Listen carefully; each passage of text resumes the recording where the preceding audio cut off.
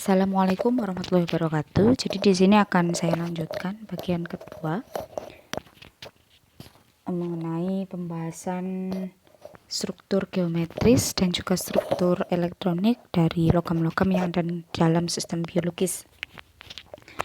Nah, di sini untuk menggambarkan splitting yang terjadi pada orbital subkulit D gitu ya, atau orbital D pada geometri oktahedral, itu sebelumnya kita harus mengetahui lebih dahulu mengenai orbital, bentuk-bentuk orbital D itu seperti apa. Nah, di sini kita bisa lihat ya, bentuk-bentuk dari orbital D itu yang pertama adalah DXY, yang gambarnya seperti di yang atas sebelah kiri, kemudian ada DXZ, kemudian ada DYZ, kemudian ada dx kuadrat minus y kuadrat, dan juga dz kuadrat. Nah, kemudian ketika ion logam, geometri dari ion logam itu terbentuk oktahedral atau OH ya, di situ ada oktahedral atau OH, kemudian ada tetrahedral atau TD, kemudian ada square planar atau segi empat planar ya.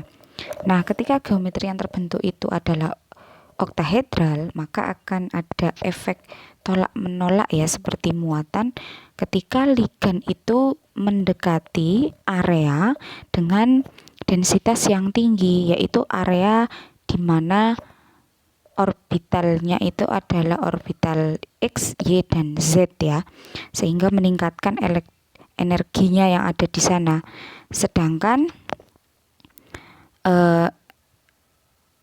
Sedangkan jika ligan itu masuk melalui orbital atau sumbu XYZ tadi, maka energi pada orbital dx kuadrat minus y kuadrat dan dz kuadrat atau EG ya, maka energi di EG ini dia akan meningkat.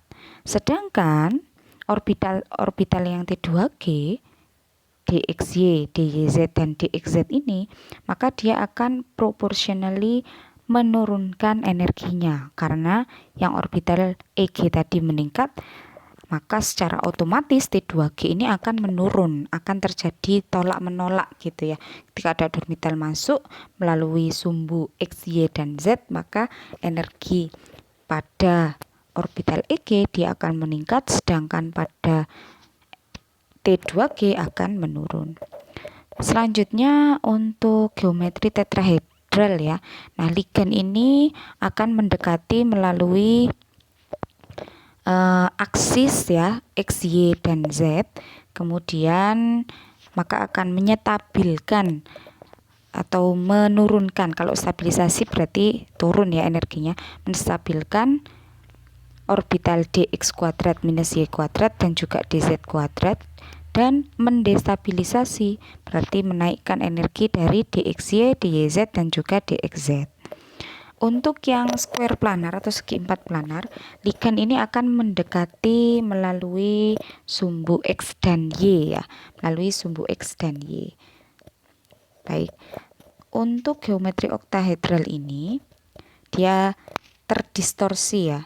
Jadi oktahedral terdistorsi, dan geometri tetrahedral ini merupakan geometri yang benar-benar atau sangat umum gitu di dalam sistem biologis. Jadi oktahedral terdistorsi dan juga tetrahedral.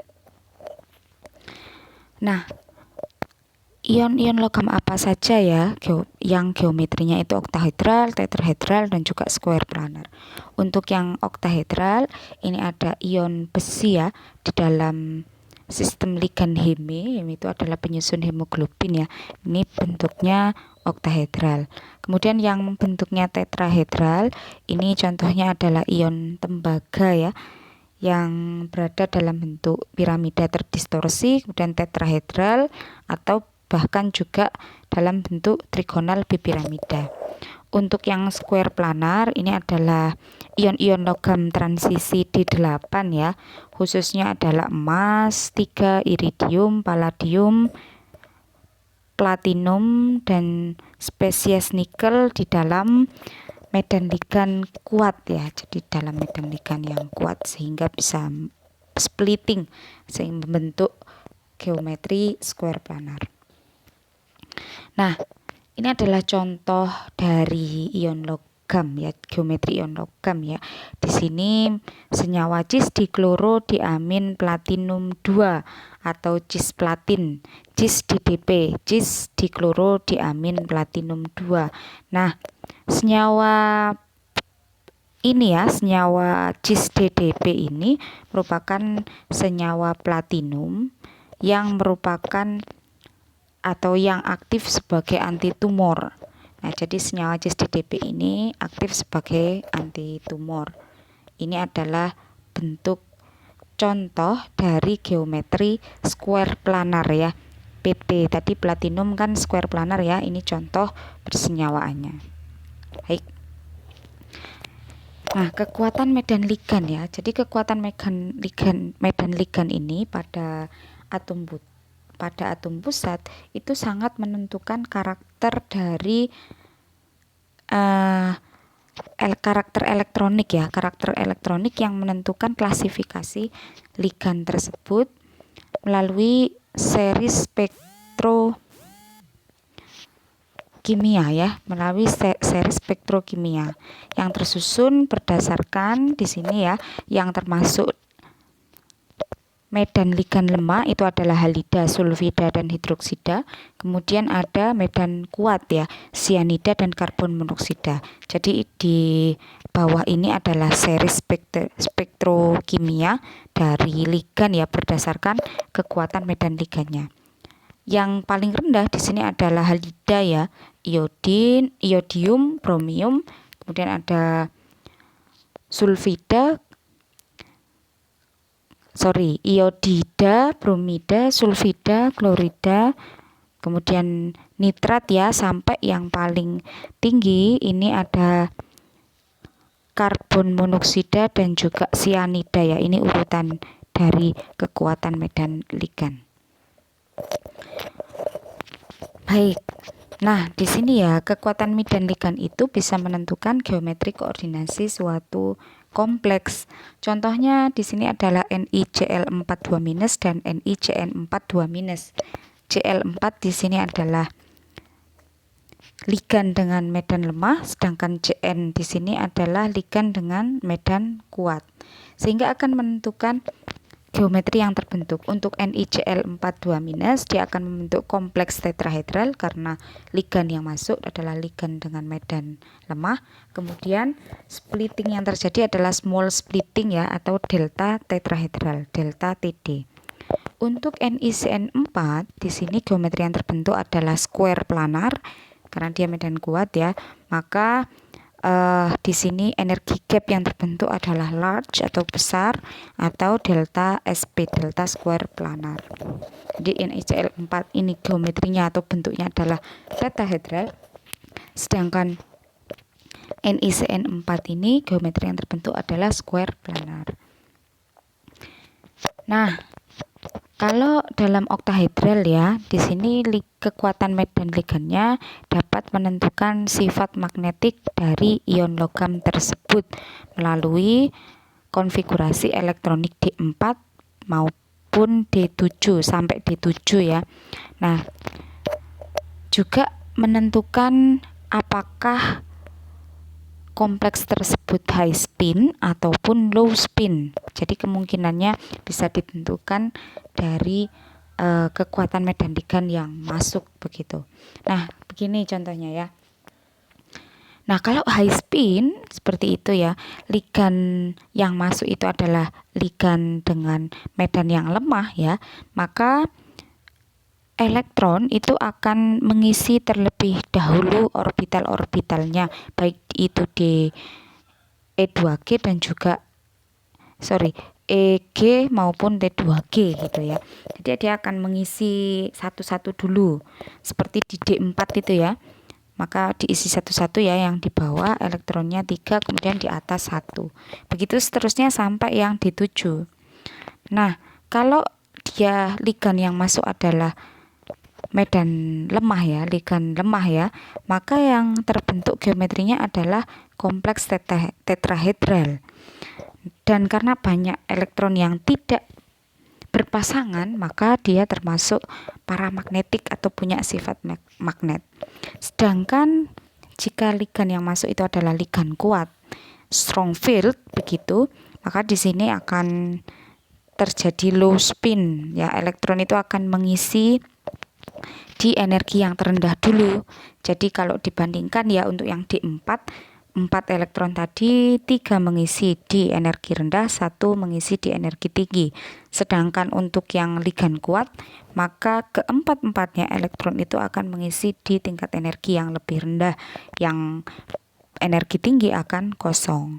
Nah, sifatnya di sini ya, karena banyak yang berpasangan ya elektronnya, maka sifatnya lebih ke dia magnetik untuk senyawa kompleks dengan bentuk square planar ya, dengan geometri square planar.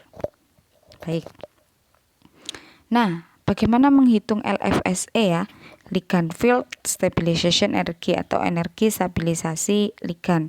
Nah, jumlah kontribusi elektron pada subkulit D ini dapat dihitung melalui rumus di sini ya, untuk kompleks oktahedral saja ini.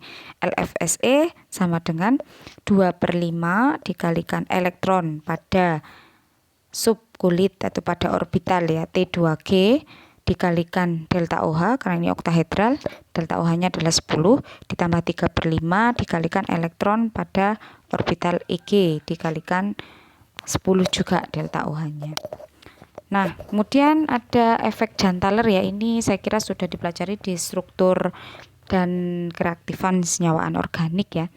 Jadi efek Janthaler ini bisa meningkat ya, bisa meningkat bersamaan dengan hilangnya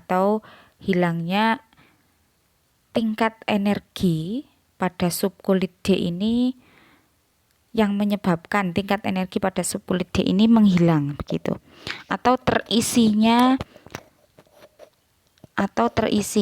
sebagian gitu ya, sebagian orbital di subkulit D. Jadi jika memiliki efek Janthaler ya, efek Janthaler itu kan biasa terjadi di geometri oktahedral. Nah, jika orbital-orbital yang punya efek Janthaler ini kemudian terisi begitu, maka efek Janthalernya akan semakin meningkat.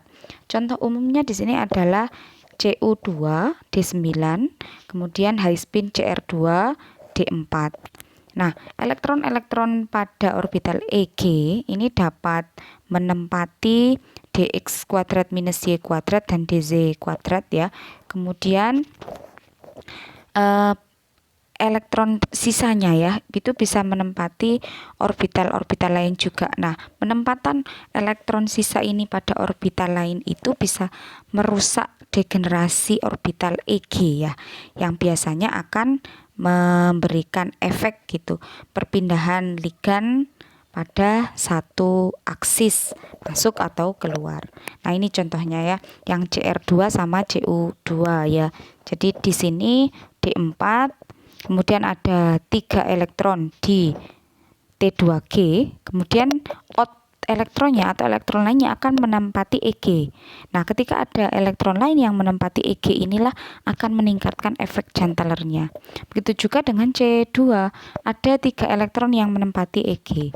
Nah, 3 elektron inilah yang akan semakin meningkatkan efek Janthaler dari struktur Cr2 dan juga Cu2. Baik, terima kasih, itu tadi ya pembahasan mengenai struktur elektronik maupun struktur geometri dari logam-logam di dalam sistem biologis. Silakan berdiskusi di kolom diskusi. Itu saja dari saya, mohon maaf apabila ada kesalahan. Terima kasih. Wassalamualaikum warahmatullahi wabarakatuh.